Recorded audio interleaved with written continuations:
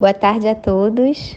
É um prazer enorme receber vocês aqui hoje, na nossa primeira apresentação virtual da Escola Eleva Brasília. Eu me chamo Isadora Tonieto e sou responsável pelas admissões dos novos alunos da Escola Eleva. Nós iremos dividir essa apresentação em dois momentos. O primeiro momento, mais expositivo, da nossa proposta pedagógica, e o segundo momento, de dúvidas. Então, por isso, eu peço que ao longo da apresentação vocês incluam as perguntas no nosso chat, que vai estar aberto.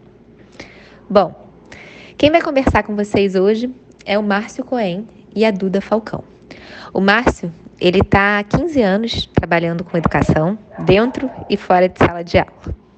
Ele estudou no IME, esteve um período fora, passando pelo MIT, e é a nossa principal liderança pedagógica do Grupo Eleva Educação. A Duda estudou na escola britânica, depois na americana, fez faculdade nos Estados Unidos e já está há mais de 10 anos no setor de educação. Ela trabalhou na Secretaria Municipal de Educação do Rio de Janeiro, começando pelo setor público, e hoje lidera toda a parte administrativa do Grupo Eleva. Para mim, a função mais importante do currículo deles é a de professor. Tanto o Márcio quanto a Duda são professores da Escola Eleva. O Márcio dá aula de matemática. Vocês vão perceber pelos exemplos o quanto que ele é apaixonado por essa matéria. E a Duda, ela é professora de oratória, uma das matérias eletivas favoritas dos nossos alunos da escola. Bom, é isso. Sejam muito bem-vindos e uma excelente apresentação. Oi, pessoal, boa tarde. Obrigada por estar aqui hoje. Espero que todos estejam bem. A ideia nossa é apresentar para vocês melhor hoje o que é a Escola Eleva. Para começar, então, vou pedir um exercício aqui para todo mundo. Vou pedir para vocês fecharem os olhos. Pode fechar. Queria que vocês imaginassem a escola de vocês. Imaginassem vocês como alunos. Quando eu faço esse exercício, começam a vir várias lembranças positivas. Eu lembro, por exemplo, quando tocava o sino, descia as escadas para ir para o recreio pegar a quadra. Eu lembro também a febre que foi a caneta Bic 4 cores. E, obviamente, todos os meus amigos. Muitos que são meus melhores amigos até hoje. Mas se a gente continua nesse exercício, algumas lembranças, e aí não tão positivas, começam a surgir. Por exemplo, aquela professora autoritária que não deixava você questionar nada, e ela falava e falava. Ou pior, aquela prova que a gente estudava, decorava tantas coisas, não ia bem na prova e não entendia por que tinha que decorar aquilo. E provavelmente não entende até hoje. Então, pessoal, pode abrir o olho e voltar aqui comigo. Por que a gente começa a apresentação assim? Porque, de certa forma, é isso que a gente faz aqui na Escola Eleva. A gente tenta lembrar como é que era a escola que a gente estudava, como é que era o mundo lá atrás, e como é que é o mundo hoje e o que mudou de lá para cá. Porque se a gente parar para pensar, o que é um desafio da escola? O desafio da escola é justamente esse. Saber como é que a gente vai preparar os nossos alunos hoje para os desafios de amanhã. Isso sempre foi o que a escola teve que fazer. Só que hoje está muito mais difícil pela velocidade que o mundo muda. Como é que a gente podia imaginar, né, há 5, 10 anos atrás, que profissões como administrador de redes sociais ou saber exatamente marketing digital era tão importante? E hoje várias e várias empresas colocam isso como um dos cargos mais relevantes. Então, pensando nisso, né, antes de começar a Escola Eleva, a gente fez um exercício de olhar para fora, para depois olhar para dentro. E quando a gente olhou para fora, a gente sempre observa tendências. O que está acontecendo no mundo, o que as escolas estão fazendo, para onde é que está indo o ensino. E aí, lá atrás, a gente observou 4 tendências que ainda são muito relevantes até hoje. E a primeira tem muito a ver com globalização. Então, quando a gente olha esse desafio de globalização, o ponto é que a gente vive hoje no mundo global. E uma implicação disso é que falar inglês está cada vez mais importante. Antes era um pré-requisito para diferenciar a pessoa da competição. Hoje, se você não falar inglês, você está quase fora do jogo. Então, a gente refletiu o inglês no nosso currículo. Um segundo desafio tem a ver com informação abundante. Vamos parar e pensar justamente nesse momento agora que a gente está passando dessa pandemia. Tem uma quantidade enorme de informação publicada todos os dias sobre o que está acontecendo, quando a gente volta, quanto tempo isso vai durar, se tem tratamento, se não tem. E são fontes diferentes e muitas informações. E o que é verdade, o que não é, o que é realmente o que importa, o que não é, isso é o que um aluno vai precisar cada vez mais para frente. Um pensamento crítico. Separar o que realmente importa do que não importa. E esse pensamento crítico, a gente também refletiu no currículo com muita força. Terceiro desafio é o que a gente chama de automatização. Então, dando um passo para trás, né, a gente olha hoje as empresas abertas em bolsas nos Estados Unidos e mundo afora. A maioria delas agora, as mais recentes, tem muito a ver com tecnologia. E são empresas que cada vez mais recrutam colaboradores que são extremamente capacitados, mas pouco, e automatizam vários outros processos. Então, a gente está vendo, sim, um movimento no mundo onde a máquina vai substituindo o homem. Mas na nossa cabeça tem 2 lugares que claramente isso ainda não é possível e não vai ser por muito tempo. Isso tem a ver com criatividade e inteligência emocional. A gente também coloca isso com força no currículo. E por último, o desafio de desigualdade. Apesar de todos esses avanços, né, do mundo, então a gente está evoluindo na ciência, na tecnologia e por aí vai, a verdade é que a gente vê um mundo cada vez mais desigual. Esse momento que a gente está passando também mostra isso, né? É uma pandemia que atinge muito diferentemente as pessoas na saúde, na economia e também na educação. Por maior que seja e mais difícil que seja o dia a dia hoje das escolas privadas e dos nossos alunos, certamente existe uma diferença muito grande da rede pública, começando por infraestrutura, por exemplo. Então, isso aqui são alguns desafios, tem outros, mas o ponto aqui é só dividir com vocês que antes de olhar para dentro, a gente olha para fora e observa sempre essas tendências e ajusta o currículo.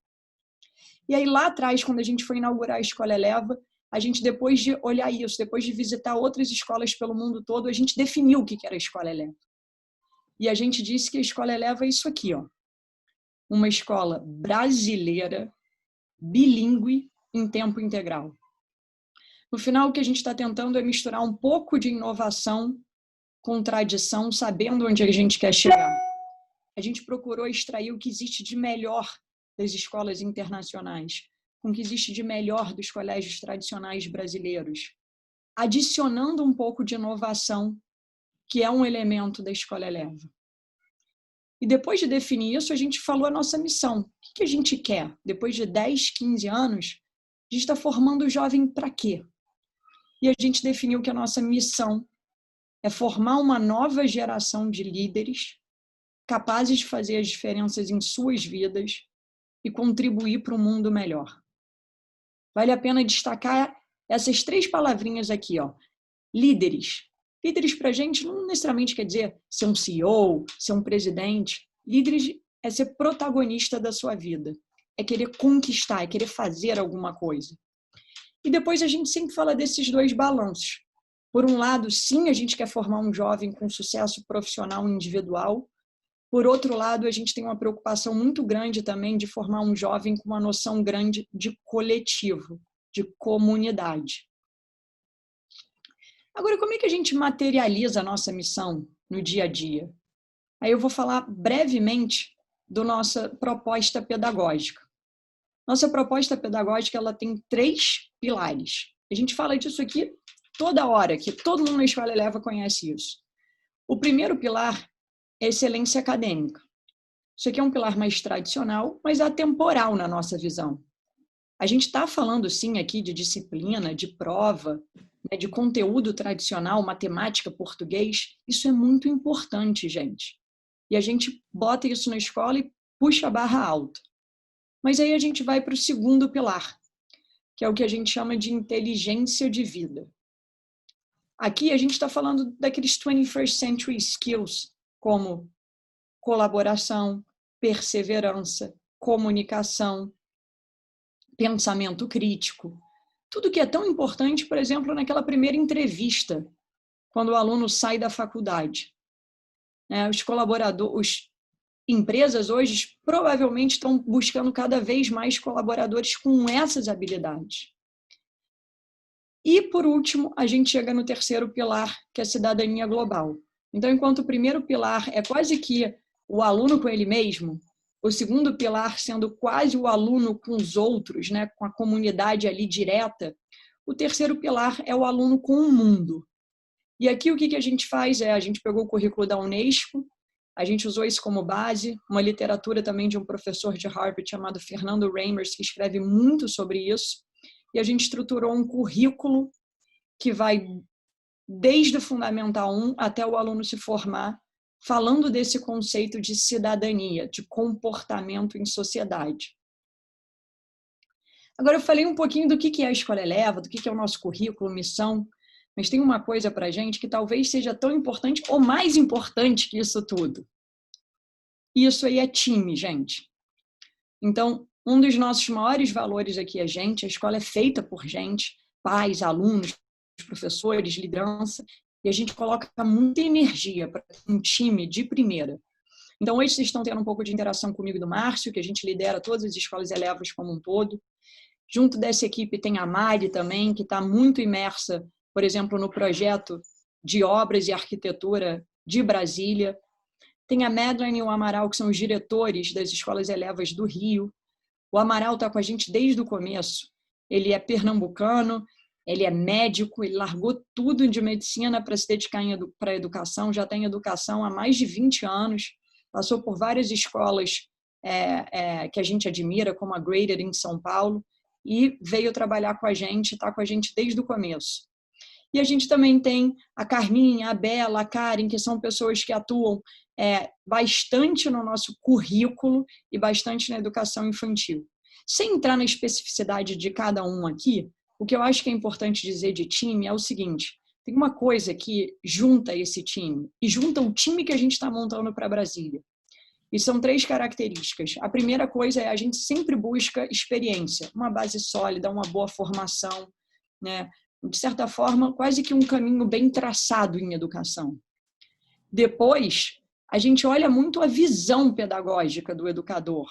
Ele vê a mesma escola que a gente vê, ele consegue dialogar com essa escola que é brasileira, mais bilíngue, que é tradicional, mas que também inova. E, por último, uma perspectiva de longo prazo. Então, a gente entende que a Escola Eleva de Brasília não vai ser feita em 1 ano, nem em 6 meses, nem em 3 anos. A gente está construindo isso por 10 anos, 20 anos, 50 anos, como um legado. Então, esse time tem que ter essa noção de construção de longo prazo também. Então, esse é um pouco assim das características principais dos nossos times. A gente está montando agora nosso time de Brasília, a liderança já está formada, os professores a gente já está selecionando, a gente recebeu diversos currículos, a gente está muito animada com a qualidade que vai ser esse time de Brasília. Agora eu vou passar aqui para o Márcio, ele vai entrar um pouquinho mais em cada um dos 3 pilares que eu apresentei aqui da nossa proposta pedagógica. Olá, boa tarde a todos. Eu vou dar continuidade aqui ao que a Duda falou.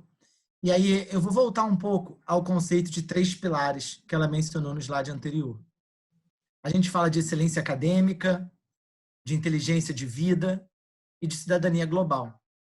E é claro que existe um mundo de ideias, de conceitos, de práticas de sala de aula por trás de cada um desses pilares. Em vez de compartilhar esse mundo de informações com vocês, eu vou tentar dar um exemplo bem concreto sobre cada um dos pilares para vocês verem como que ele acontece no dia a dia. E depois vou tentar subir um nível e sintetizar o que está por trás desse pilar. Então, eu vou começar com excelência acadêmica e eu vou falar sobre fração. Como a Isadora falou no início, eu sou professor de matemática, eu amo matemática, fiz Olimpíadas de matemática minha vida toda, e é impressionante como fração é um dos conceitos mais importantes na vida acadêmica de uma criança. Quando você estuda currículo de matemática, desde o infantil até o final do ensino médio, tem só 2 momentos que são marcantes na vida de uma criança. E fração é um deles. Eu vou falar um pouco mais sobre isso depois. O outro, para quem estiver curioso, é álgebra. É quando introduz o x, o y no 7º ano e intensifica no 8º.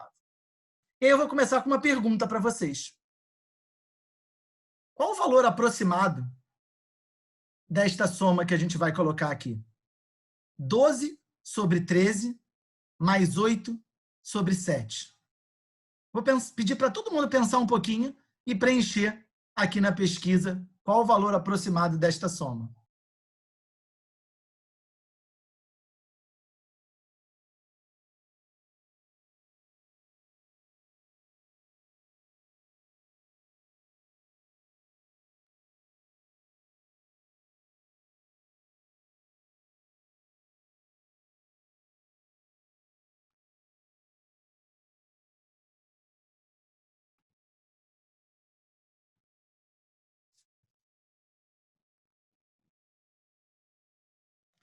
Legal.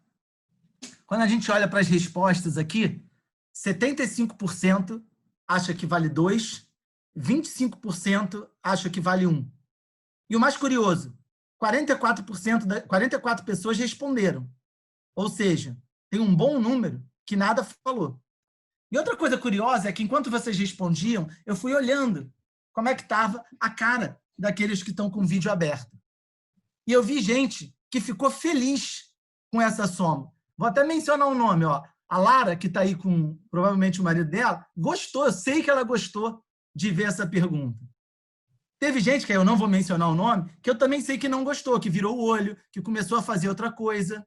E vamos tentar entender por quê. O que está por trás disso daí? Quando você manda uma pergunta dessas, tá, para um aluno, isso daí não é uma pergunta que eu inventei, não. Ela foi tirada de uma avaliação nos Estados Unidos para crianças de 13 anos. Dezenas de milhares de crianças fizeram essa avaliação. E o mais curioso é que somente 23% das crianças acertaram. Aqui foi bem melhor, foi 75%. Mas aqui teve o benefício de não responder se você não quisesse. Somente 23% acertaram isso. E 23% é um número muito baixo e até triste. Pelo seguinte, se você fechar os seus olhos e marcar qualquer coisa, qual é a probabilidade de você acertar? Né? É 1 em 4. Ou seja, 25%. Se ninguém tivesse pensado e todo mundo tivesse só chutado, você esperaria 25% de acerto. E a estatística diz que com dezenas de milhares de crianças, deveria ser no mínimo isso. Mas não foi, foi menos, foi 23%. Por quê? O motivo é que eu acho que a maioria das crianças, quando aprende isso na escola, e a maioria dos adultos, quando veem isso depois de alguns anos, olham para esse problema e tem uma sigla que vem à cabeça, que é MMC. A pessoa, às vezes, não sabe nem o que é MMC, mas sabe que tem que tirar. E aí alguns vão além. O que é MMC? MMC multiplica daqui, multiplica dali, soma, e aí vai dividir. Aí, quando vai dividir, a criança, mesmo a criança que estudou, que fez tudo direitinho, o que acontece? Ela vai tirar o MMC certo, ela vai dividir. Aqui ninguém dividiu, porque vocês estão fazendo de cabeça. Numa prova, a criança vai dividir. E aí, essas opções que parecem aleatórias, né? Tem gente que às vezes fala, não gosto de prova múltipla escolha. Prova múltipla escolha é ruim, é para o aluno que não vai pensar. Depende. Tem vezes que a prova múltipla escolha é fundamental para o desenvolvimento da aprendizagem. E aqui é um exemplo. Porque a letra A, que diz 1, ela não está aqui à toa. Ela está aqui para identificar aqueles alunos que estão fazendo o seguinte: 12 mais 8, 20. 13 mais 7, 20. Opa, 20 dividido por 20 dá 1. O que é um absurdo para quem tem as técnicas de frações bem internalizadas, mas é muito natural para uma criança que aprendeu as propriedades de somar e ainda não deu o passo de como é que elas se aplicam em fração. Então, um professor, quando ele observa que 25% das pessoas marcaram 1, ele sabe exatamente a atividade pedagógica para essa pessoa melhorar e dar o próximo passo. A letra C e a letra D, que ninguém marcou aqui, numa situação de prova, ela é mais comum. Porque a criança que tira o MMC, na hora que ela vai dividir, qual é o erro típico quando você faz uma conta de divisão? É errar a vírgula. E aí a pessoa, em vez de achar uma resposta que é 2, alguma coisa, ela acha, às vezes, 21, alguma coisa. E o professor, ao ver as crianças que marcaram isso, tem outro tipo de atividade para desenvolver essas crianças. E o mais legal é que vários de vocês marcaram 2 e muito, muito rapidamente. E quem marcou 2 não fez MMC, eu tenho certeza, porque não deu tempo, não abriu a calculadora. O que vocês fizeram para marcar 2? Marcaram 2 aquelas pessoas que têm um entendimento conceitual de fração. Que quando olha para 12 dividido por 13, pensa assim, poxa, isso é quase 1. Né? Se eu recebi todos os salários do ano, falta só o 13º, eu praticamente recebi o ano inteiro. Então, isso é aproximadamente 1. E pensando parecido, 8 dividido por 7 é um pouco mais do que 1. Se eu somar 1 mais 1, dá 2. Então, repara, quem acertou não fez o MMC. E isso, para mim, é uma reflexão muito, muito importante. E que agora eu vou tentar sintetizar para o que é excelência acadêmica na Escola Eleva, nesse próximo slide. A ideia de excelência acadêmica para a gente, ela é, número 1, o rigor acadêmico. O rigor acadêmico, ele é importante, sim. Tem que saber fazer MMC? Sim. Porque esses são algumas ferramentas que a humanidade criou para te ajudar a resolver problemas que aparecem com frequência. Então, rigor acadêmico tem que ter. Mas ele não basta. Você precisa ter também um raciocínio conceitual, entender o que está por trás das coisas. E esse é o raciocínio que permitiu a vários de vocês acertar a questão de fração. Porque é entendendo o que está por trás de fração que você vai conseguir fazer uma estimativa que vai ser útil na vida real. Que você vai conseguir tomar uma decisão na vida real usando matemática. E é para isso que matemática serve, dentre outras coisas. Então, esses 2 elementos são fundamentais. O rigor acadêmico e o raciocínio conceitual. E o terceiro, que também é muito importante, é o prazer pela aprendizagem. É você cada vez mais buscar a aprendizagem. Porque o mundo hoje muda tão rápido que você não tem nenhuma criança que já esteja formada que tenha aprendido sobre coronavírus na escola. Mas você tem crianças que aprenderam a pensar criticamente, que aprenderam a olhar um dado e pensar, tá bom, quem está me dando esse dado? O que outras pessoas estão falando desse dado? Que aprenderam a fazer as perguntas certas e correr atrás da pergunta que é relevante para ela e não da pergunta que é enviada para ela por qualquer meio de comunicação. Isso, para a gente, é excelência acadêmica. E a excelência acadêmica ela está no dia a dia da escola, mas também está nos resultados no final. A gente teve a primeira turma de formandos da Escola Eleva ano passado, em 2019. É uma turma, a gente vai compartilhar com vocês depois, teve resultados sensacionais. Teve aluno que foi aprovado no MIT, nos Estados Unidos, em outras faculdades Ivy Leagues dos Estados Unidos, no Brasil, USP e várias outras públicas, e em particulares com bolsa e sem bolsa. Isso eu acho que é muito importante. A excelência acadêmica ela começa lá no Infantil 3, mas ela tem que ir até a 3ª série do ensino médio. E a excelência acadêmica não é suficiente, ela é um pilar. O segundo pilar que a gente tem na Escola Eleva, a gente chama de inteligência de vida. E eu queria fazer uma pergunta para vocês. Qual habilidade que vocês consideram fundamentais para a sua vida, profissional ou pessoal? Joga no chat, por favor. Um exemplo de habilidade pessoal ou profissional que vocês consideram fundamentais para o sucesso na vida.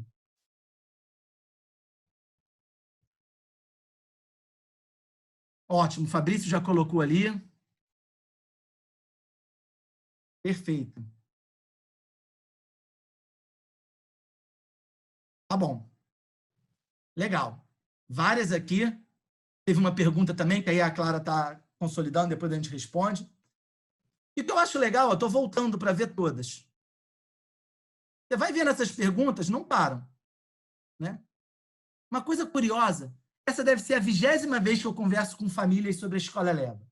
A primeira foi em 2016, lá em Botafogo.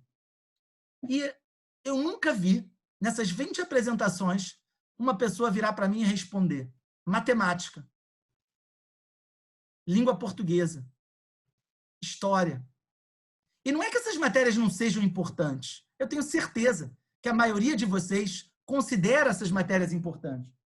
Mas quando a gente vai pensar em habilidades para a vida, às vezes a gente já tem tanto dessas matérias na escola que o que vem são outras coisas. é resiliência, como a Michele falou, é empatia, é comunicação, é resiliência, que eu acho uma fundamental. O Rodrigo Carvalho mencionou uma, que é bem a realidade do dia de hoje, adaptação a novas realidades, perseverança, que o Sérgio falou ali, eu acho excepcional e cada vez mais importante nos jovens de hoje. E para a gente, isso é inteligência de vida. E não é só a gente que acha isso. Existe um economista chamado James Heckman, e ele, na verdade, ganhou um prêmio Nobel, e ele fez um trabalho muito interessante que tenta correlacionar o sucesso na vida com o tipo de habilidade que a pessoa tem. Ele primeiro pegou crianças de 17, 18 anos e mediu habilidades técnicas e não técnicas. Habilidade técnica, a gente está falando aí das matérias tradicionais que todo mundo conhece. Habilidades não técnicas, a gente está falando de perseverança, a gente está falando de adaptabilidade, a gente está falando de inteligência emocional, várias características que foram mencionadas aqui por vocês. E depois ele mediu sucesso. E sucesso ele mede de diferentes formas. Quem quiser dar um Google vai achar o paper dele. E ele viu que tinha, sim, uma correlação gigante entre habilidades técnicas e sucesso na vida, 41%. Ou seja, não é que está errado você focar nas disciplinas tradicionais. Mas só que ele também descobriu uma correlação gigante nas habilidades não técnicas. E é meio absurdo, em face desse dado, você não ter um currículo, uma estrutura e um foco em atividades socioemocionais na sua escola. Isso, para a gente, é o LIVE, Laboratório de Inteligência de Vida. E a gente estrutura esse currículo com base em 10 grandes competências, que vão desde as competências de inteligência emocional, do lado direito, autoconhecimento, autorregulação, empatia e relacionamento, até competências pessoais e colaborativas, como criatividade, proatividade, pensamento crítico, comunicação, perseverança e colaboração. E a gente tem um currículo e tem aula disso na semana e tem treinamento disso para todos os professores e alunos, que vai desde o Infantil 3 até o final do ensino médio. Claro que de maneira diferente. No Infantil 3, a gente vai usar bonequinhos, fantoches e historinhas. No ensino médio, a gente já vai usar blogs e pessoas que eles respeitam e eles conhecem, falando de temas importantes associados à inteligência de vida. E no Fundamental 2, a gente usa séries. Séries que a gente grava, como uma série do Netflix, mas, óbvio, sem a mesma qualidade do Netflix, mas séries que a gente produziu com atores profissionais, que as crianças vão se engajando e discutindo grandes questões de socioemocionais. Tá? E aí, passando para o slide seguinte, eu queria tentar juntar essas duas componentes. Porque, às vezes, quando a gente fala de excelência e de socioemocional, fica uma dúvida no ar. Mas o que é essa escola? Ela é da excelência ou ela é do emocional? E a gente acha fundamental combinar essas coisas. E esse gráfico é o que melhor reflete isso para mim. Ele é um gráfico que a gente tirou de um neurocientista americano chamado John Medina, e ele tenta linkar afeto e rigor na educação de uma criança. Ele vale para nós, educadores, mas ele também vale para nós, pais e responsáveis por crianças em casa. E aí o que ele diz é, se você não tem nada de rigor e nada de afeto, é porque você não se preocupa com a criança, você não está lendo o livro dele, você não está vendo a minha apresentação, não faz sentido eu falar sobre isso. Acho que todo mundo aqui se preocupa, sim, com as suas crianças. Agora, nos outros quadrantes, ele está preocupado com, por exemplo, uma família ou um professor que tem muito rigor e nada de afeto. O que significa isso? É o mundo das regras. É o mundo daquela professora ou daquele professor que tem regra para tudo, que é extremamente rigoroso, mas que não é carinhoso com a criança. Eu olho para cá, por exemplo, eu lembro da minha professora de alfabetização. E qual o problema de você estar nesse quadrante? O problema de você estar nesse quadrante é que a criança fica muito nervosa. Ela fica com medo de tentar. E se você não tenta, você só fica fazendo aquilo que você já sabe. E você não cresce, você não se desenvolve. O erro ele é fundamental para o desenvolvimento. Um outro quadrante que também é de pessoas que se preocupam com as crianças é o quadrante em que não há nenhum rigor, mas muito afeto. É aquele quadrante da professora, ou da mãe, ou da avó, ou do pai, ou do avô, que ama a criança de paixão, que não aceita que nada da criança possa estar errado, mas que não tem nenhum rigor. Não tem nenhuma barra alta para essa criança ir crescendo. E esse quadrante é perigoso também, porque você vai criando uma bolha em volta da criança que não vai estar lá para sempre. Em algum momento essa criança vai crescer, essa bolha vai estourar e ela não vai estar preparada, não vai ter o ferramental para lidar com os desafios do mundo real. Então esse quadrante também é perigoso, ainda que seja às vezes mais bonitinho para algumas pessoas do que o das regras. E o que é o ideal? O ideal é um quadrante em que você está simultaneamente exigente e afetuoso. E é a primeira vez que a gente leu isso, a gente falou, pô, claro, né, o ideal, todo mundo quer isso. Mas como é que faz na prática? E a gente reflete muito sobre isso o dia todo. Para a gente, como escola, ser exigente e afetuoso significa que você tem, sim, barra alta e expectativas, tanto de aprendizagem quanto de comportamento das crianças. Significa que é uma escola que há consequências quando essas expectativas não são realizadas. Mas que o afeto é fundamental. Ninguém aqui na escola fica feliz se uma criança for reprovada ou se uma criança tiver uma suspensão ou alguma coisa assim. A gente fica triste, a gente faz de tudo para isso não acontecer. E a gente vai tentar identificar isso antes e trabalhar com a criança e, no nível seguinte, com a família, para evitar isso a qualquer custo. Mas não ao custo de abaixar a barra. Isso para a gente é muito importante. E no contexto familiar, eu também sou pai, vários de vocês, obviamente, são pais, mães, tios, tias, avós, avós. No contexto familiar, a minha definição desse quadrante é quando a gente consegue olhar para os nossos filhos e dizer algo do tipo, eu te amo, mas a resposta é não. Que é você combinar o cuidado e o afeto com o rigor, que é importante, sim. E é muito diferente daquela gritaria do eu já disse que é não, para com isso.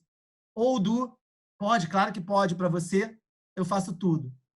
Esse meio termo é fundamental. Não é fácil de conseguir, nem na minha vida como pai, nem na minha vida como educador, mas ele é fundamental para a gente ter na cabeça como norte e conseguir usar para capacitar nossos profissionais e ajustar nosso comportamento com o tempo. E aí eu vou voltar agora para o terceiro pilar, que é o pilar da cidadania global. Cidadania global para a gente tem muito a ver com a última parte da missão que a Duda falou. Contribuir para um mundo melhor. Isso a gente leva a sério e a gente acha importante. O objetivo da Escola Eleva não é somente você ter sucesso na própria vida. Isso é importante, mas a gente também quer um comportamento que leve a um mundo melhor. Cidadania para a gente é comportamento em sociedade. E como é que a gente fala sobre isso? É um currículo estruturado, assim como o LIVE. Ele é baseado nesse livro que a gente vai mostrar aqui, Empowering Global Citizens. É um livro que qualquer um pode comprar, foi escrito por um educador de Harvard que visitou a escola e a gente o visitou e trocou muitas ideias antes de criar o nosso currículo. E ele é baseado em alguns pilares, que são derivados dos pilares que a Unesco colocou como objetivos para o desenvolvimento sustentável. E aí a gente tem isso guiando aulas semanais, mas mais importante do que as aulas, é uma filosofia de escola. É como a gente pensa na capacitação dos professores, nas conversas com as famílias e no dia a dia com os alunos. Então, isso eu acho que é muito importante para a gente também. E quando a gente usa um adjetivo como global, para você ser global no mundo de hoje, e voltando aqui para o que a Duda falou, você tem que falar uma língua que todo mundo fale. E o português não é essa língua. Essa língua hoje no mundo é o inglês. A gente acredita muito na importância do inglês. E a gente criou o nosso currículo de forma que aproximadamente 50% do currículo é em inglês. Isso é maior no infantil, como vocês podem ver no gráfico, e vai diminuindo até o Fundamental 2. No ensino médio, até endereçando uma pergunta que a Carolina fez lá atrás no chat, a criança, ou nessa época já o jovem, vai escolher entre um currículo brasileiro e um currículo internacional. O currículo brasileiro é um currículo que está com muito foco nas universidades brasileiras e nas disciplinas que essas universidades exigem. Não é um currículo só para passar no vestibular. Isso para a gente é uma consequência. Mas ele está amarrado por restrições, sim, de ingresso à universidade. Já no currículo internacional, a gente pensa muito mais num currículo muito mais holístico, que não vai endereçar na mesma profundidade todas as matérias, mas que vai ter uma carga em inglês muito maior e uma chancela internacional, que é a chancela do IB, o International Baccalaureate. Essa é uma chancela que a gente já tem na Escola Eleva de Botafogo, e à medida que a escola começa a existir a gente corre atrás para ter acreditação e fazer. Tá? E geralmente, depois da primeira, é muito fácil conseguir nas outras. Então, essa é a ideia de currículo na Escola Eleva. Sempre com inglês muito forte, mais forte no infantil, vai reduzindo até o Fundamental 2, quando mais matérias são obrigatórias, e no ensino médio é uma opção do aluno. Óbvio que nos dois casos ele tem um diploma brasileiro, mas no médio internacional ele tem também o diploma do IB, que é um diploma adicional. E eu vou voltar agora para a Duda para continuar falando sobre algumas das coisas que a gente tem aqui na Escola Eleva.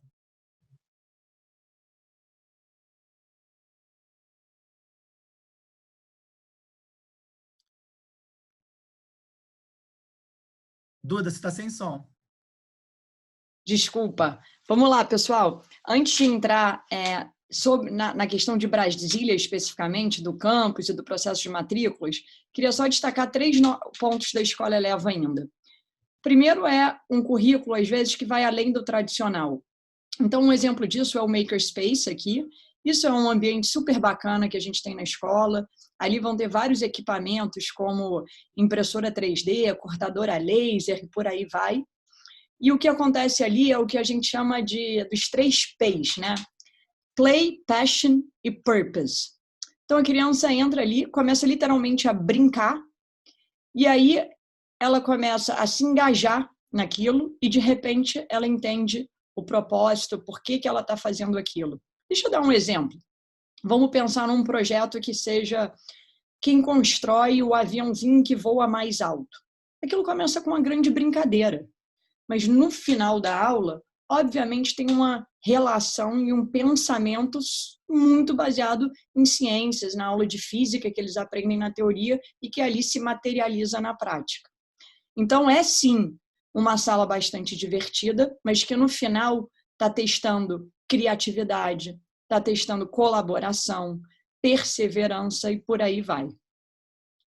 Outro ponto do currículo para destacar é o que a gente chama das nossas eletivas aqui.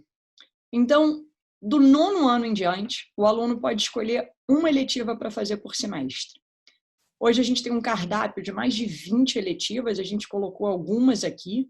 Então, a gente está falando como negociação, finance, justice, design thinking, public speaking, por aí vai. Muitas delas estão escritas em inglês, a totalidade, na verdade, porque elas são dadas em inglês. E aí a pergunta fica assim, então onde é que vocês tiraram isso? Por que essas matérias? E tem 2 pensamentos aqui. Por um lado, a gente olhou outros currículos de escola pelo mundo. O que eles colocam de diferente? E a outra coisa que a gente fez foi um exercício bem simples. A gente se reuniu numa sala e falou assim, poxa, o que é que a vida demanda da gente? E não interessa que profissão você faz, se você vai ter menos dinheiro, mais dinheiro, nada disso interessa. Mas que todo mundo vai enfrentar. E aí a gente chegou numa série de matérias como as que a gente mostra aqui. Além do conteúdo em si dessas eletivas, tem 2 coisas acontecendo aqui que são muito legais. Primeiro, uma socialização diferente. Então, nessa sala de aula, você tem, às vezes, um menino do 9º ano com uma menina do 12º. Então, é um mundo novo de amizade que se abre. E a outra coisa é o fato do aluno escolher. Porque a vida, gente, ela é feita de escolhas. E a gente acha importante ir praticando isso no colégio. Porque senão o aluno não escolhe nada e, de repente, bum, ele se forma e já tem que escolher a profissão que ele vai ter do resto da vida. Então, escolher, praticar escolher é uma coisa importante. E, às vezes, a gente gosta, às vezes não gosta. Então, às vezes, o aluno vai gostar mais ou menos da eletiva que ele escolheu. E a última coisa que eu queria destacar aqui, não é currículo exatamente, mas tem a ver com os valores da Escola Eleva. A gente fala disso aqui toda hora. Você vai entrar na escola, você vai ver isso no corredor, nas paredes, na sala de aula. E talvez isso seja o mais difícil de iniciar uma escola. Porque, no final, a gente tem muita confiança que a gente vai montar um time de primeira, que o campus vai ficar lindo. Mas a cultura, ela demora um pouco para amadurecer. E ela depende de todo mundo. Então, isso aqui são palavras que a gente vai voltar quando a gente estiver passando por um momento difícil, fácil e por aí vai. Primeiro valor é respeito. Tem muito a ver com conseguir escutar e lidar com pessoas diferentes. Segunda coisa é entusiasmo. A gente adora o que a gente faz. Isso aqui é um ambiente alegre. Os professores gostam de estar aqui, os alunos gostam de estar aqui. A terceira coisa é excelência. Então, a gente está deixando bastante claro que é uma escola puxada, a gente coloca a barra alta e corre para chegar. Quarto é responsabilidade. Então, essa noção que a gente tem que tomar conta, assim, da nossa sala, do nosso campus, de Brasília, do Brasil e do mundo. E, por último, a bondade, que para a gente nada mais é do que, depois que o jovem se formar, que sair da escola, que sair de casa, o que a gente quer é que, quando ele se depare com situações difíceis, ele vai fazer a coisa certa. Então, a gente fala toda hora desses valores na escola. Agora, indo para Brasília especificamente, vamos falar da nossa unidade. Então, a nossa unidade está ficando pronta, gente, e ela está linda. Aqui são algumas características. Então, a gente está falando de 15 mil metros quadrados de área, 4.200 metros quadrados de área livre, 2 makerspace, 2 bibliotecas e por aí vai. E fora que todo o desenho de arquitetura desse campus foi feito pelo Miguel Pinto Guimarães, é um arquiteto bastante conhecido aqui no Rio. Ele fez a Barra da Tijuca, trabalhou com a gente em Botafogo e está fazendo, de novo, o campus de Brasília, olhando sim para o que a gente acha fundamental ter na unidade, mas também adaptando a Brasília. Então, dialogando com o parque e dialogando com características urbanísticas na cidade de Brasília. A obra vai ficar pronta exatamente na primeira semana de setembro, já está muito avançada agora. Nesse momento, a gente já estaria até, se a gente estivesse podendo, fazendo o tour, mas isso não está sendo possível agora. A gente está até organizando para, em um mês, começar a mandar alguns vídeos de um tour mais virtual. Então, a gente está super animada, esse campus vai ficar lindo. Sobre o processo de matrículas, ele está aberto, tá? Então, o processo ele é bastante simples, ele começa com pré-matrícula, então você vai no site e aí você faz esse formulário de pré-matrícula, não é longo, basicamente a gente pergunta algumas coisas sobre os pais, os filhos, o currículo do filho, para ter um pouco de noção, né, do que quer dizer educação para a família e entender um pouco de onde é que seu filho está vindo. Depois a gente tem um processo de prova, obviamente isso só é aplicável para o 2º a 6º ano em diante. Educação infantil e 1º ano, isso não é nem permitido juridicamente. E aí depois a gente vai para uma entrevista final. A entrevista não é entrevista, é muito mais um bate-papo, mais uma chance de vocês conhecerem a gente, da gente conhecer vocês, porque isso aqui é uma decisão super importante que vocês estão fazendo agora e a gente quer poder responder as perguntas, dizer claramente o que a gente é, o que a gente não é, para que vocês façam suas escolhas com todas as informações presentes. Então, é isso aqui. A gente está muito animado com esse momento e quem gostar aqui, recomendo que entre e faça seu formulário de pré-matrícula. Para acabar aqui, 2 mensagens finais, gente, antes da gente abrir para perguntas. A primeira é sobre esse trio aqui. Eu e o Márcio, a gente poderia falar assim, olha, coloca aqui na Escola Eleva que a gente resolve todos os problemas. Mas não é assim. O sucesso da formação desse jovem, dos seus filhos, tem a ver com a união de escola, família e aluno. Então, a gente, escola, acha que nosso papel principal é criar um ambiente onde seu filho descubra o que ele gosta. Pode ser arte, pode ser matemática. E depois a gente vai puxar ele da mesma forma, para ele ser o melhor naquilo. E a gente também acha importante trabalhar a segurança para que ele saia forte emocionalmente para enfrentar os desafios da vida. De vocês, família, a gente espera que vocês olhem esse processo de educação como longo prazo, né? Não é só 1 ano, são 2 anos, são 10 anos, são 12 anos. E que vocês ajudem a gente nessa cultura e nesse valor de estudar e da educação. Isso pode ser simplesmente no carro perguntando, meu filho, como foi a escola hoje? O que você aprendeu? Pode ser lendo um livro à noite, criando o hábito de leitura. E do aluno, que a gente espera é que ele venha para a escola, tente, cheio de energia, cai, levanta, né, e que ele consiga se esforçar nesse processo de cada vez ser mais criativo, cada vez aprender um pouco mais e perseguindo suas paixões. E a última reflexão para fechar aqui tem a ver com o atual momento que a gente está. É um momento muito difícil, né? Acho que para todo mundo, o mundo inteiro, acho que a gente nunca viveu algo assim nos últimos 100 anos, por exemplo. Está sendo muito difícil para as escolas, está sendo muito difícil para as famílias, né? Uma rotina diferente e intensa em casa, questões de saúde, questões econômicas. Então, acho que a gente está num momento muito difícil.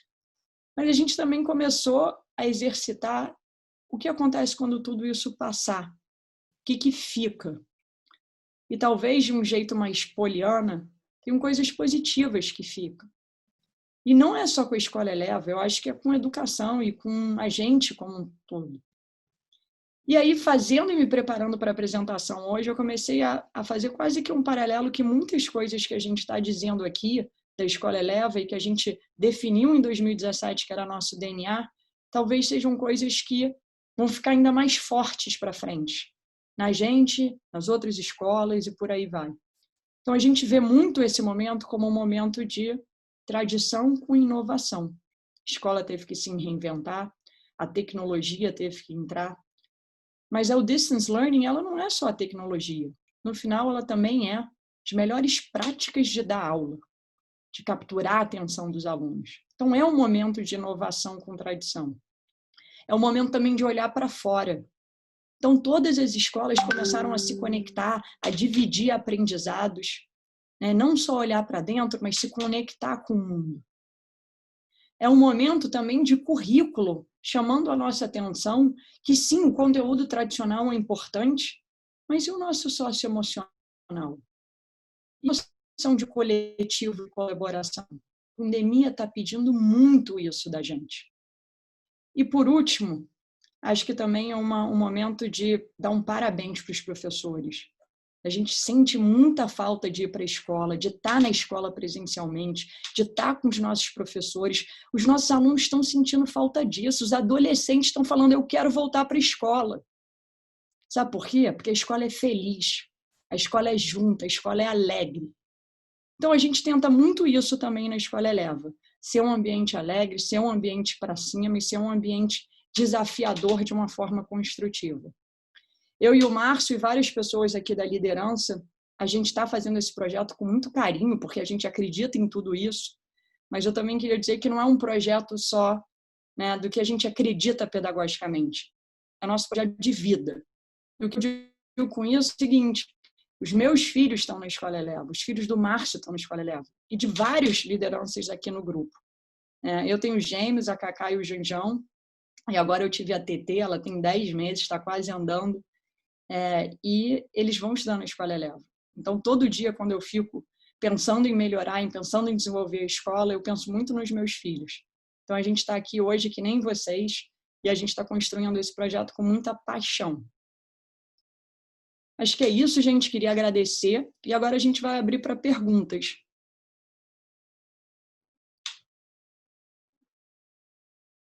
Márcio, acho que você está no mudo.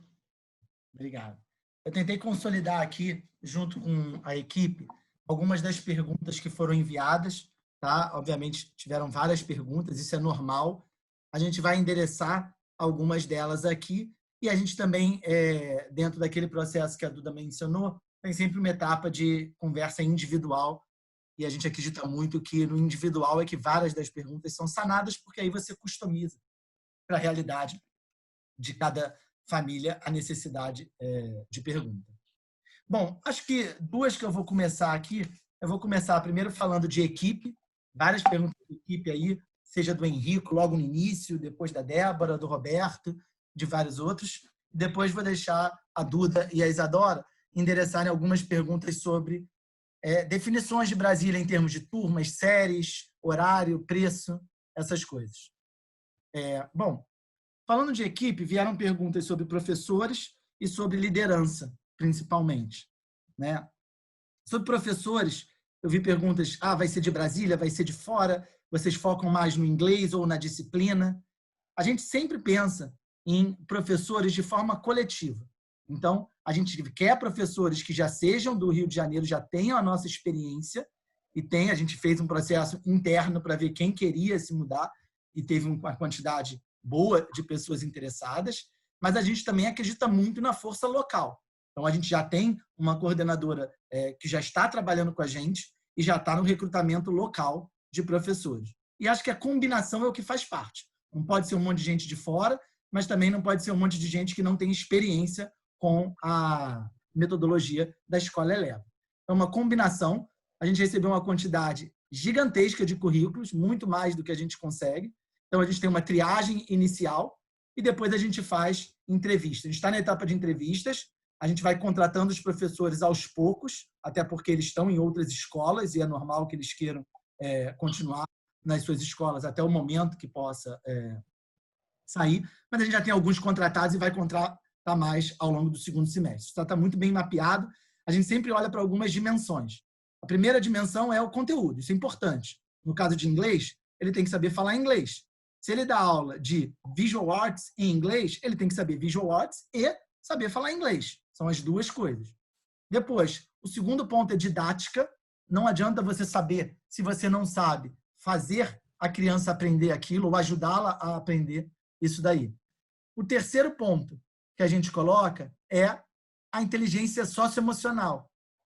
Como todo mundo que tem criança sabe, não adianta a teoria se na prática você não tiver uma escuta, você não souber lidar com a criança, você não conseguir ter, ao mesmo tempo, respeito e compreensão daquela criança. Então, isso é fundamental para os nossos professores.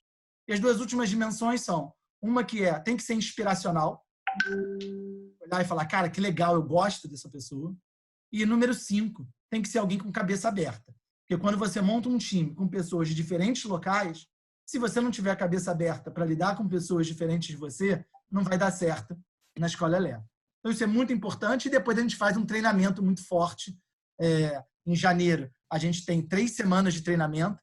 Depois, toda semana, a gente tem, na quarta-feira, um treinamento, que vai ser no horário da manhã. É um dia até que os alunos chegam um pouco mais tarde, porque é um dia de treinamento. Os professores chegam 1 hora mais tarde. Isso para a gente é muito importante. E de liderança, quando a gente fala liderança, a gente está pensando, essencialmente, direção e mais 3 coordenações. Uma coordenação que vai do infantil 3 ao 1º ano, uma que vai do 2º ano ao 6º, e uma que a gente chama de Teaching and Learning, que ela olha todo o pedagógico, tudo que é mais conceitual da escola.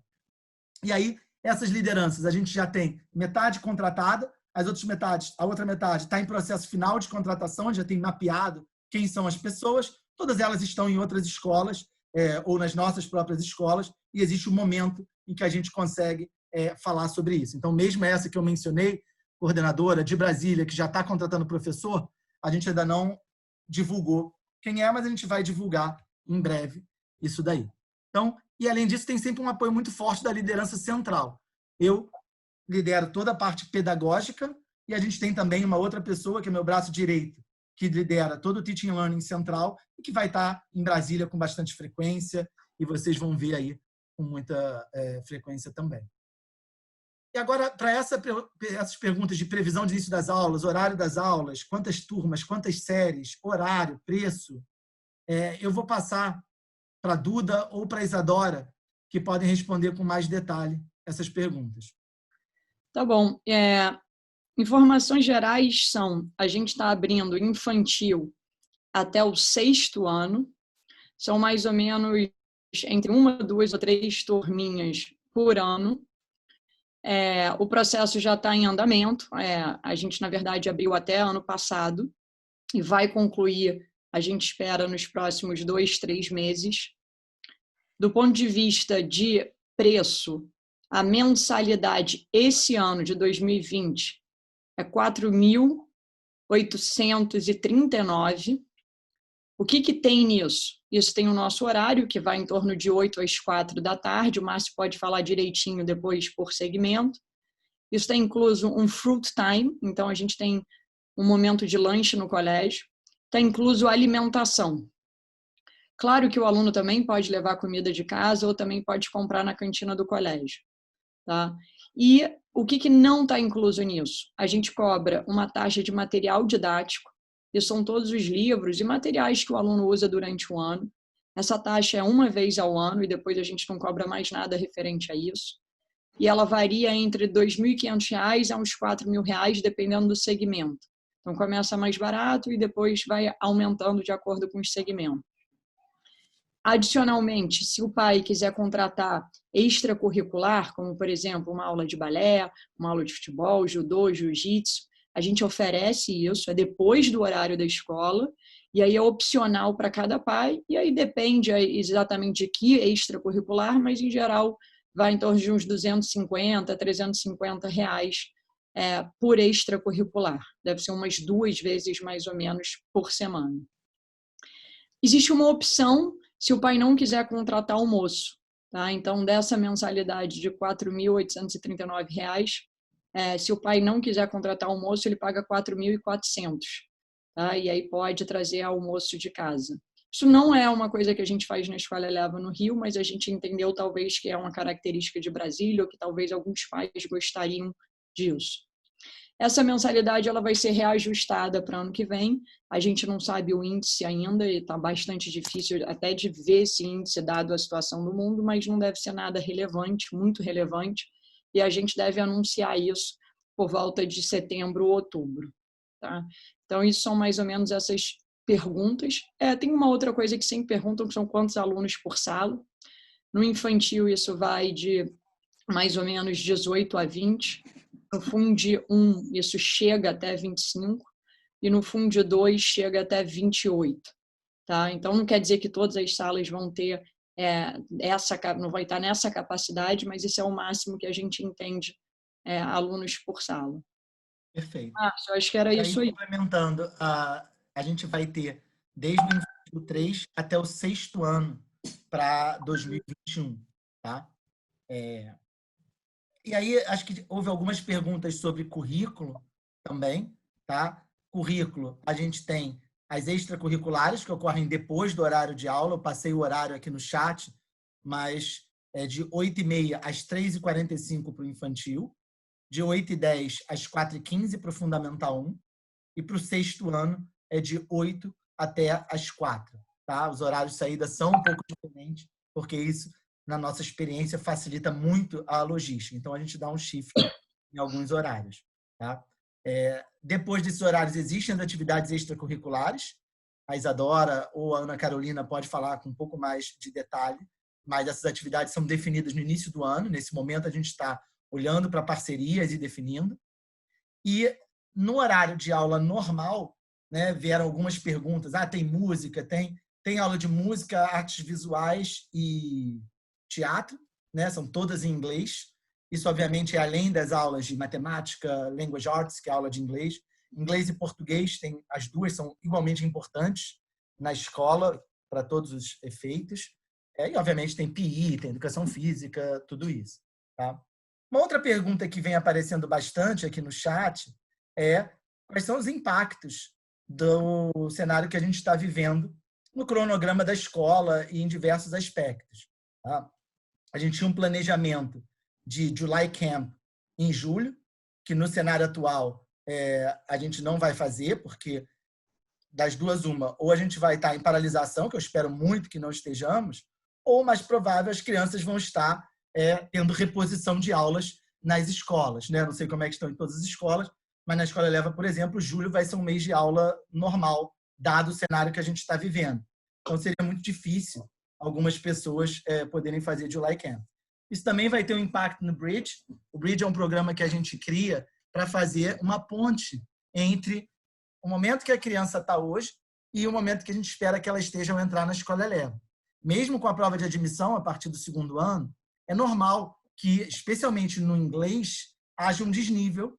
E, óbvio, esse desnível vai ser recuperado depois que a criança entra na escola, mas a gente também cria um programa anterior para endereçar isso. Esse programa normalmente começa no 2º semestre, tá? E a gente está entendendo aí os impactos, tanto da paralisação de aulas presenciais, quanto da reposição que as escolas vão fazer, seja reposição de dia, seja reposição de horário, e como é que a gente vai conseguir fazer esse bridge. Eu imagino que, por volta de setembro, a gente já vai estar numa situação muito normalizada e a gente consegue implementar o bridge, mas a gente vai precisar entender melhor esse panorama para voltar. Tá? É óbvio que isso gera um impacto, tá? A gente está vivendo isso nas nossas escolas, assim como vocês estão vivendo nas escolas em que vocês estão hoje. A gente está fazendo aqui, a gente dividiu em fases esse momento de aprendizagem à distância, e tem uma combinação de aulas ao vivo, de atividades para fazer Isso funciona muito, muito melhor quanto mais velha é a criança, né? Obviamente, a gente também fez uma redução de custos para as famílias nesse momento, maior no infantil, onde o desafio é maior, e menor nos outros segmentos. E a gente entende que, para efeito de prova de admissão à escola eleva, né, uma criança que hoje está no primeiro ano, que hoje está no segundo ano, talvez não esteja no mesmo ponto que ela estaria se ela estivesse tendo aula normal. Tá? Isso é algo que a gente sabe, tanto para os nossos alunos quanto para os alunos que vão fazer prova de admissão, e a gente vai levar isso em conta de uma forma mais subjetiva no processo. Mas a gente quer sim que todos façam a prova. É importante ter esse nivelamento, até para a criança não entrar na escola e ter um gap muito grande, que seria ruim para ela e seria ruim para todo mundo. Tá? Então, a Isadora pode responder essa pergunta sobre o início do ano letivo, mas é no início de fevereiro, né? É meados de fevereiro.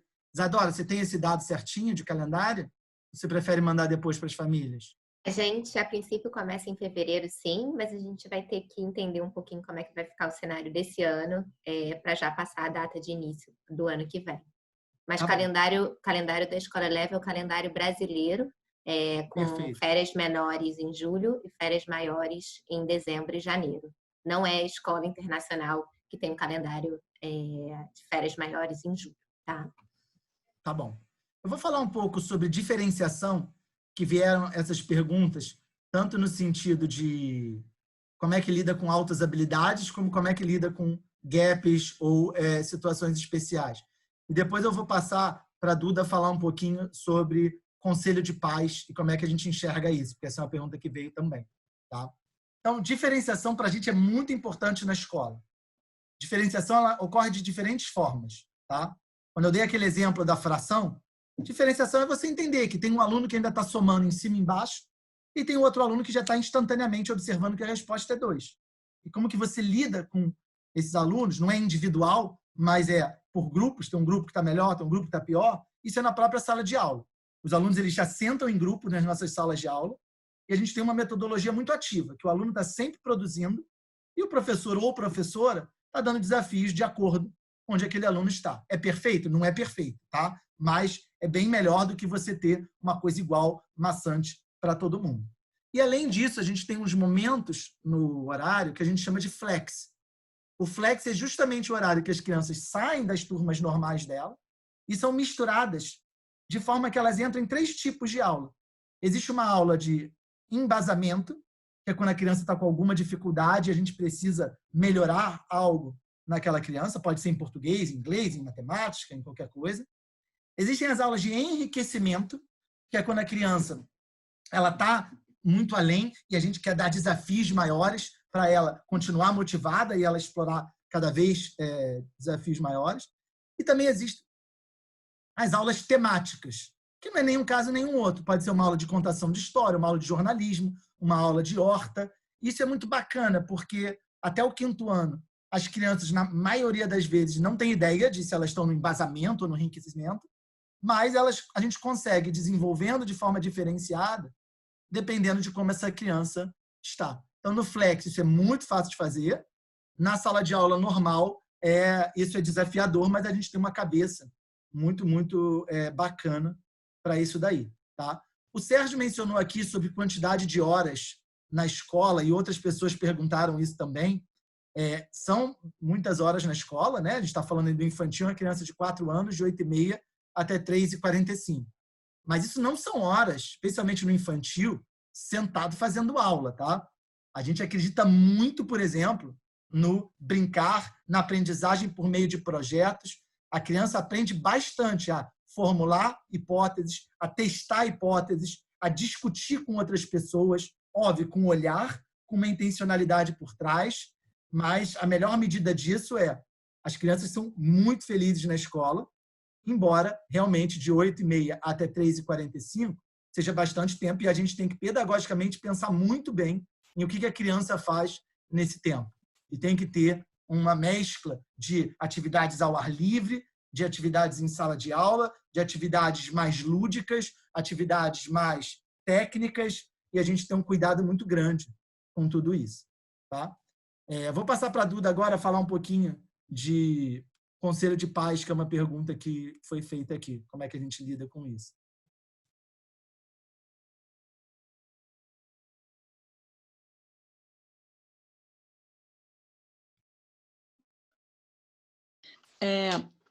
Primeiro conceito, antes de entrar no detalhe, é o seguinte: a gente acha que a escola é construída pelo aluno, né, liderança e professores e família. Então, os pais têm um papel importante na construção da comunidade. Agora, ao mesmo tempo que a gente olha isso como importante, tem um outro lado também de dizer bem claramente que, no final, quem manda na escola, quem toma as decisões, se a gente vai para a esquerda, para a direita, para frente, é a escola. E a gente entende que é isso que os pais querem da gente, né? Vocês, ao colocarem seus filhos na escola Eleva, vocês estão esperando que a gente lidere essa proposta que a gente apresentou para você e que montem um time competente, completo, para tomar as melhores decisões. Então, a gente é uma escola que escuta bastante, aprende muito. Várias vezes os pais trazem questionamentos super importantes, a gente muda, corrige, etc. Mas tem momentos também que a gente vai falar: opa, peraí, isso não é o foco agora, ou não concordo exatamente, e a gente vai seguir o caminho que a gente acha melhor. A gente vai ter sempre uma visão do todo e não uma visão só de uma coisa específica. Dito isso, a gente tem aqui uma organização que chama PTA, então Parents Teachers Association. Isso é um veículo que acontece separado da escola, então são os pais representando ali as principais questões, problemas, sugestões que eles trazem para a escola. A gente dá bastante força ao PTA e escuta, olha isso como uma parceria. E aí tem todo um processo, tem eleições, né, para definir a liderança do PTA, e tem outra coisa muito legal que a gente no último ano viu que está funcionando muito e ganhou força, que são os representantes de turma. Então também tem, cada turma escolhe seu representante de turma.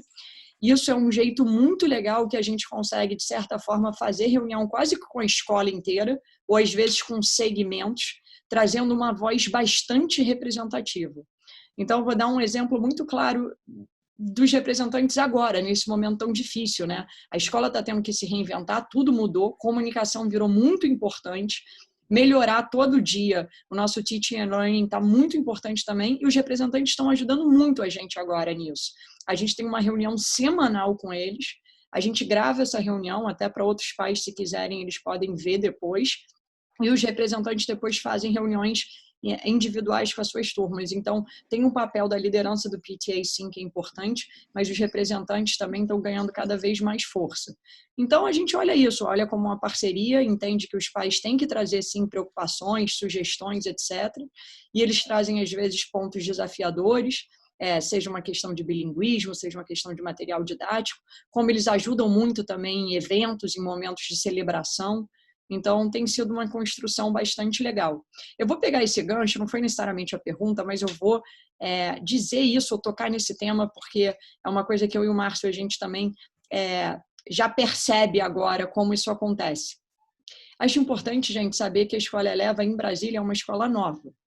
Hoje a Escola Eleva já não é mais tão nova, né? A gente lançou em 2017 em Botafogo, já tem o da Barra, então, de certa forma, existe sim toda uma construção da escola. Mas em Brasília, ela vai ser a primeira Escola Eleva de Brasília, e provavelmente a única, né? E vocês são os pais fundadores que vão estar com a gente se vocês fizerem essa opção. Esse é um momento que agora é muito legal porque traz muita energia. Gostei dessa proposta, quero isso. Talvez esse seja o sentimento de alguns de vocês. Mas eu também queria dizer que, ao longo dos anos, e nos primeiros anos, nos primeiros meses, começa a gerar alguma insegurança nos próprios pais quando os desafios acontecem. Então, começa a ser assim: eita, será que a alfabetização está funcionando? Não, porque eu vi ali que no colégio brasileiro tradicional eles estão muito mais avançados. Não, ou o inglês ali no internacional está funcionando muito mais. E aí começa uma comparação e começa a dar uma insegurança.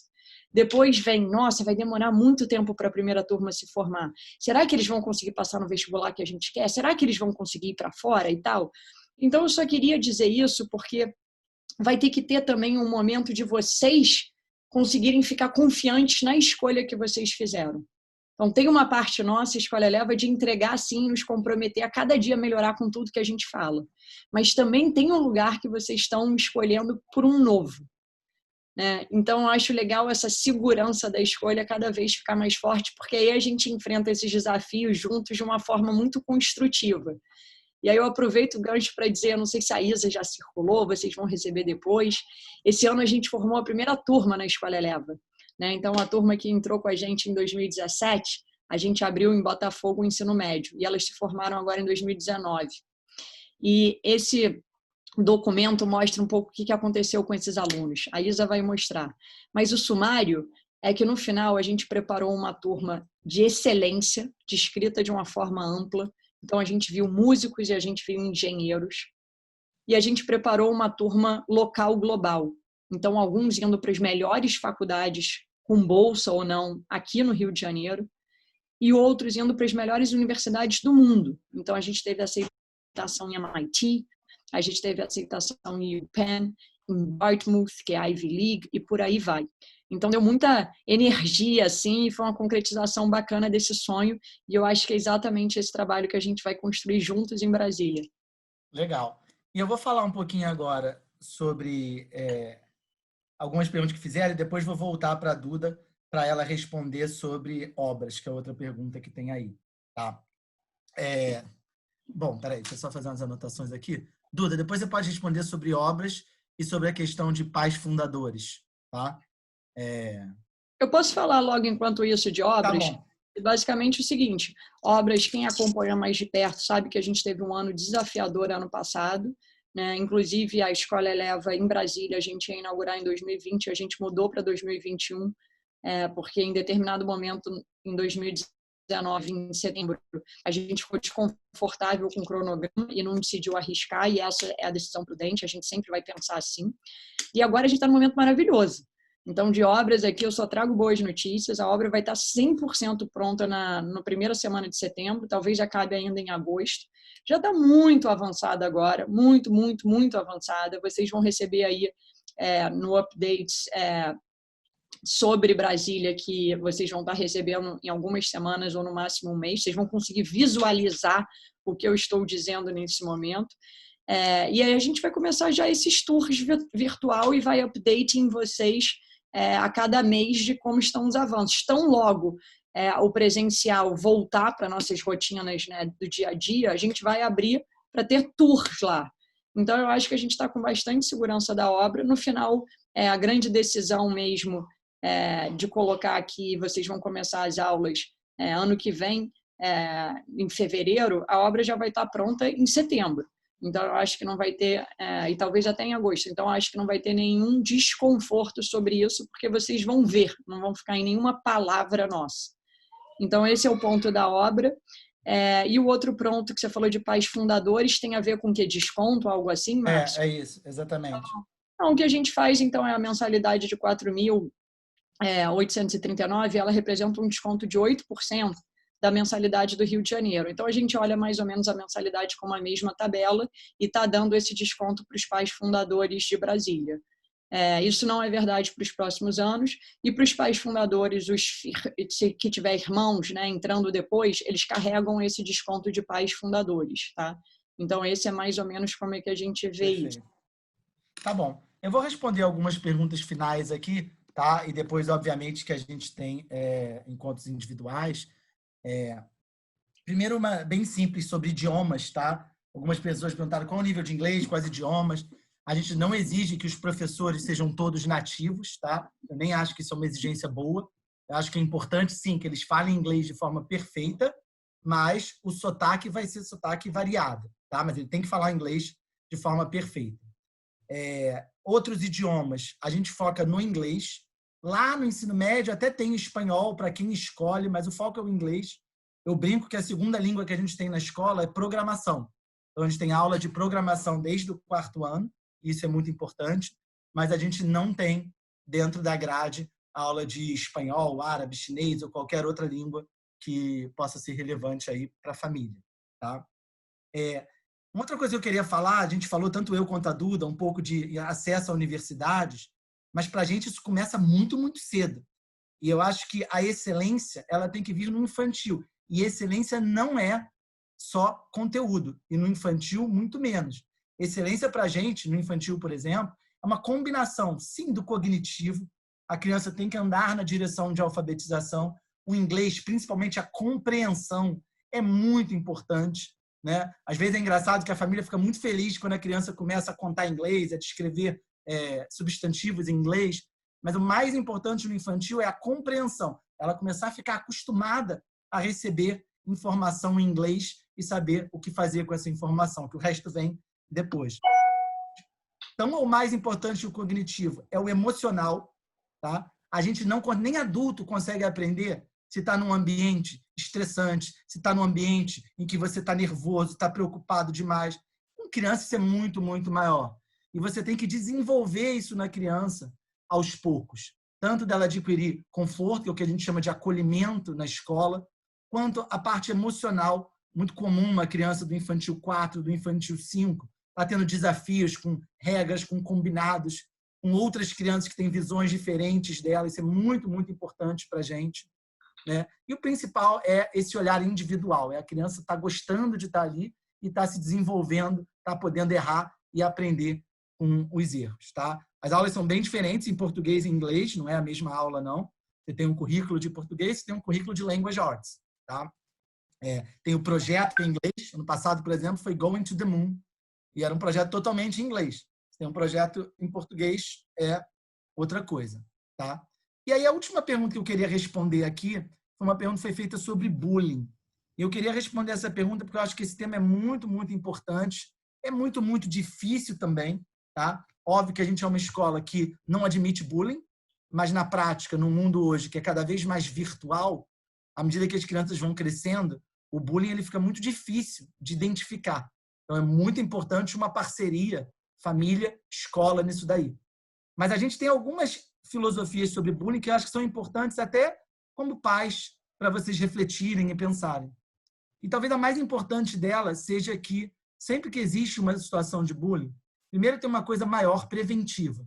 A gente fala dos valores da escola bastante, a gente tem os comportamentos esperados da criança em cada série, isso está na linguagem de todo mundo, então isso vai criando um ambiente bacana do que pode e o que não pode.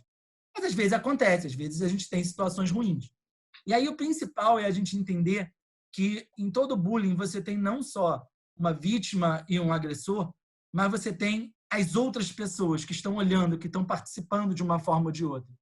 E às vezes endereçar essas outras pessoas de forma estrutural é o principal para você reduzir bastante o bullying. E como que você endereça?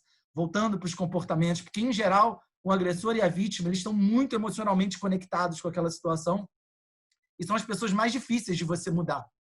E a não ser quando é um caso extremo, que aí você vai agir de forma muito intensa, mas às vezes você olhar para as testemunhas, para as outras pessoas e criando um ambiente em que não é razoável fazer esse tipo de coisa, você tem efeitos muito, muito melhores do que se você só foca na vítima e no agressor, tá? Então, a aula de programação está na grade, sim, eu vi essa pergunta aí, a partir do 4º ano, mas o principal, acho que a gente respondeu aqui várias perguntas coletivas, tá?